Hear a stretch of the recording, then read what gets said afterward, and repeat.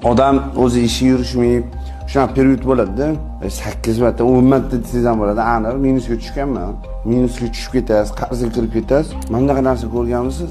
Hamma ko'rgan. Yoshlikda ragat o'ynaganmisiz? Bundoq tortiladi, bilasizmi? Orqaga bundoq. Bu yana mana bu qarzga kirib, og'irlashyapti, lekin harakatni to'xtatmayapsiz. Tortasiz, qiynalyapsiz, tortasiz, keyin bitta qo'yib yuborasiz ragatni. Uchadi, to'g'rimi? Ana xuddi hayot ham shunga o'xshagan narsa-da.